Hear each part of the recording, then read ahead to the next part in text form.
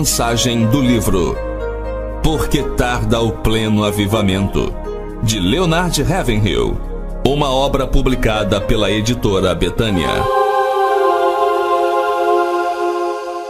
Capítulo 3.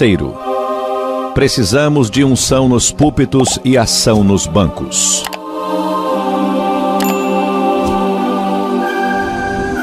Pode acontecer de um crente ficar muito tempo no estágio de criancinha espiritual e depois, de repente, despertar e amadurecer espiritualmente, tornando-se fervoroso nas batalhas do Senhor e manifestando um intenso amor pelos perdidos. Existe uma explicação para isso, mas nós nos achamos tão abaixo do padrão normal do cristianismo neotestamentário que o normal nos parece anormal. O segredo da transformação a que me referi acima é que houve um momento em que essa pessoa lutou com Deus, como Jacó, e saiu da luta esvaziado do seu ego, mas fortalecido com o poder mediante o seu Espírito Santo. Para se ter uma vida vitoriosa, 2 elementos são indispensáveis: visão e fervor. Sabemos de homens que lutam contra fortíssimas oposições da crítica carnal humana e tomam de assalto os picos pedregosos do território inimigo, tão somente para fincar a cruz de Cristo em lugares onde habita a crueldade. Por que isso? Porque tiveram uma visão e se encheram de intenso fervor. Alguém já advertiu que não devemos estar tão envolvidos com o céu a ponto de sermos totalmente inúteis na terra. Se há um problema que esta geração não enfrenta, é esse. A verdade nua e crua é que estamos tão envolvidos com a terra que não temos nenhuma utilidade para o reino dos céus. Irmãos, se fôssemos tão eficientes na tarefa de enriquecer nossa alma quanto somos na de cuidar de nossos interesses pessoais, construiríamos uma ameaça para o diabo. Mas se fôssemos ineficientes no cuidado de nossos interesses, como somos nas questões do alto, nas questões espirituais, estaríamos mendigando.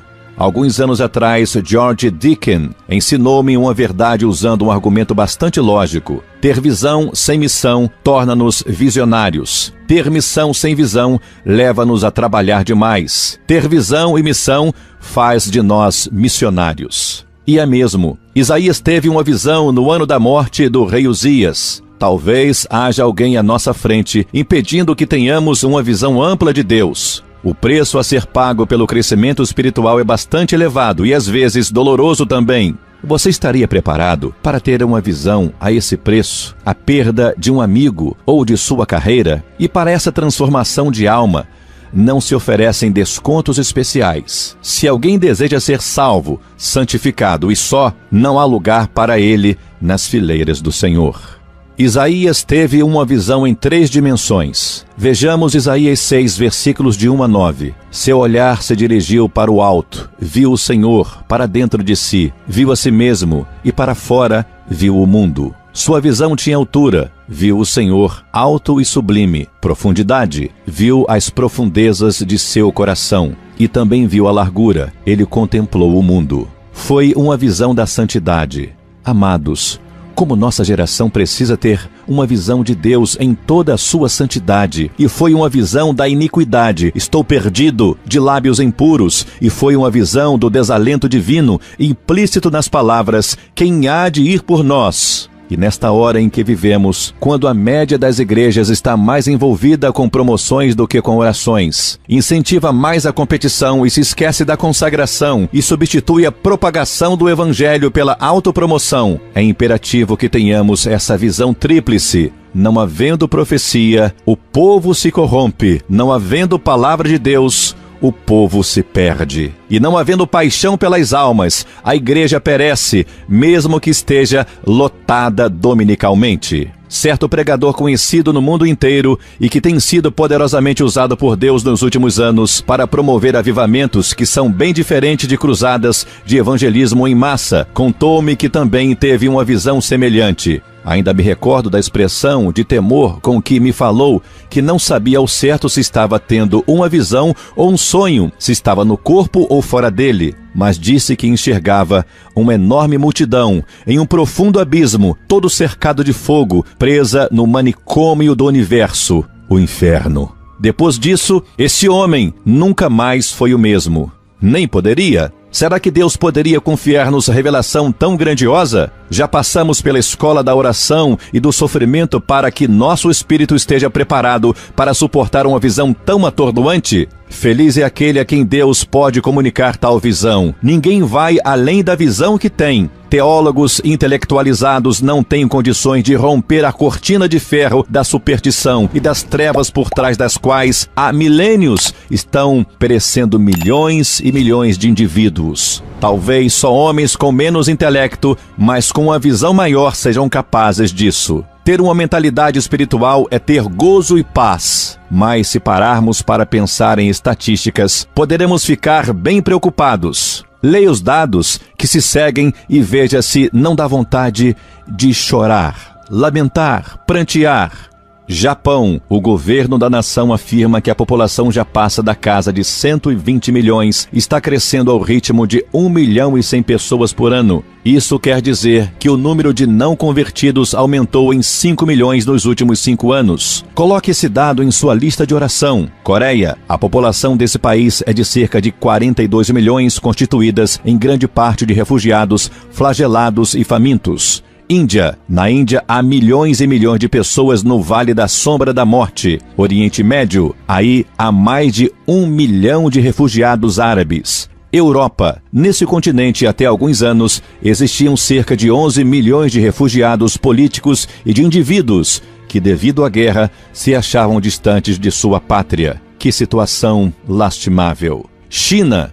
Em Hong Kong, também há milhões de refugiados que escaparam da China comunista e vivem em condições miseráveis. E para aumentar nossa responsabilidade, basta lembrar que há cerca de 20 milhões de judeus, 350 milhões de muçulmanos, 200 milhões de budistas, 350 milhões de confucionistas e taoístas, 500 milhões de hindus, 100 milhões de shintoístas e milhões de adeptos de outras seitas pelos quais Cristo morreu e que ainda não receberam a mensagem do Evangelho que traz vida eterna. Até mesmo nos Estados Unidos, existe em torno de 50 milhões de jovens com menos de 21 anos que não estão recebendo os ensinamentos de Deus, e cerca de 10 mil cidades de pequeno porte onde não há um templo evangélico. Quase 1 milhão de pessoas morrem sem Cristo semanalmente em todo o mundo. Isso não significa nada para você? Precisamos acabar com nossa religião sintética. Uma situação dessas revela a falta de unção nos púlpitos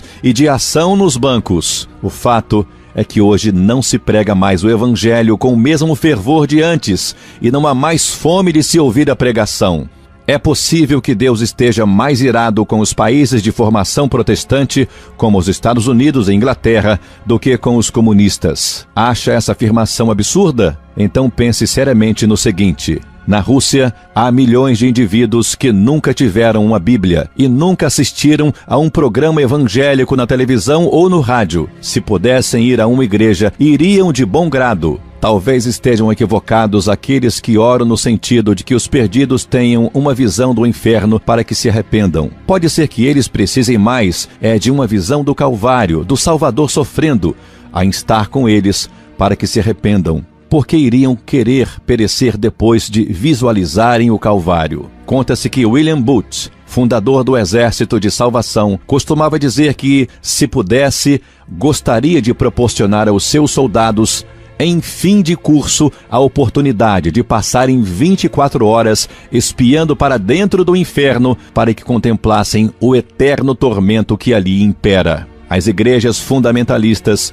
precisam de uma visão dessas. E quem mais precisa são os eloquentes e orgulhosos evangelistas. Houve certa vez um criminoso de nome Charles Peace. Não tinha respeito nem pelas leis de Deus, nem pelas leis dos homens, mas afinal, um dia foi preso e condenado à morte. No dia de sua execução, foi levado ao corredor da morte na penitenciária de Armley, Leeds, na Inglaterra. À sua frente ia o capelão da prisão lendo versículos da Bíblia Sagrada em voz monótona e até desinteressada. O criminoso tocou-lhe no ombro e indagou o que ele estava lendo. O conforto da religião, suplicou o sacerdote. Charles Peace ficou chocado de ver como ele lia aqueles textos acerca do inferno de maneira tão mecânica. Como alguém podia ser tão frio a ponto de conduzir outro para a forca sem emoção alguma, lendo-lhe palavras sobre um abismo profundo no qual o condenado estava prestes a tombar?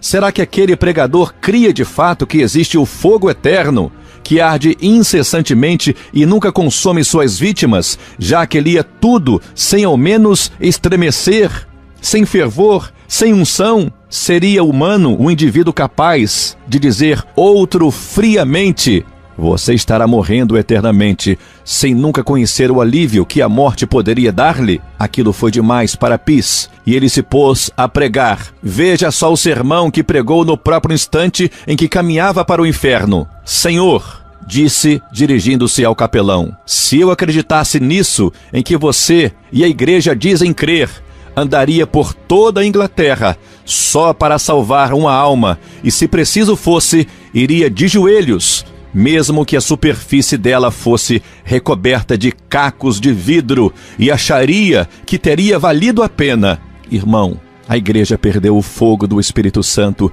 e por causa disso a humanidade vai para o fogo do inferno. Precisamos ter uma visão do Deus Santo. Deus é essencialmente santo. Os querubins não estavam clamando onipotente, onipotente é o Senhor, nem diziam onipresente, onipresente, onipresente é o Senhor. O clamor deles era santo, santo e santo.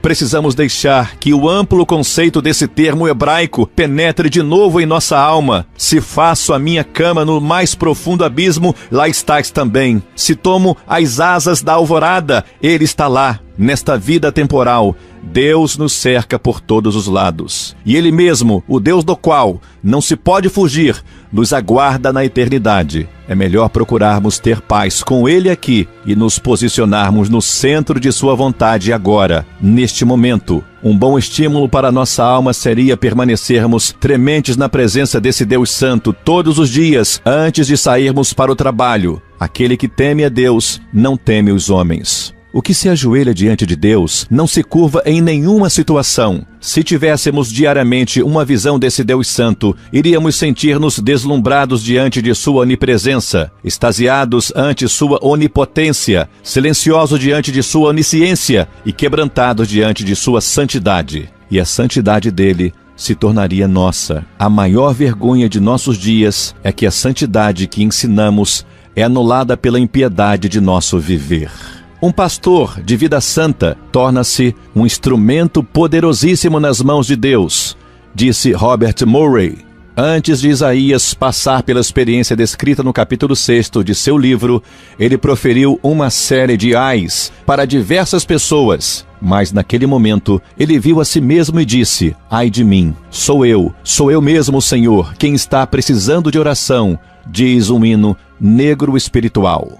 E como isso é verdade, será que não há quadros com imagens impuras pendurados nas paredes de nossa mente, no nosso coração? Não haverá alguma impureza escondida em algum cantinho de nosso coração? Será que poderíamos convidar o Espírito Santo para caminhar conosco de mãos dadas pelos corredores dele? Não haverá em nós intenções ocultas, motivações secretas e quartos fechados, cheios de toda sorte de impurezas, a controlar nossa alma? Em cada um de nós existem 3 pessoas: a que nós achamos que somos, a que os outros pensam que somos e a que Deus sabe que somos. Geralmente somos muito condescendentes com nós mesmos e por demais rigorosos com os outros, a não ser quando estamos buscando intensamente a verdadeira vitória espiritual. O eu ama o eu. Embora se diga a respeito de São Geraldo Magela que, pela graça de Deus, ele amava a todas as pessoas, menos Geraldo Magela.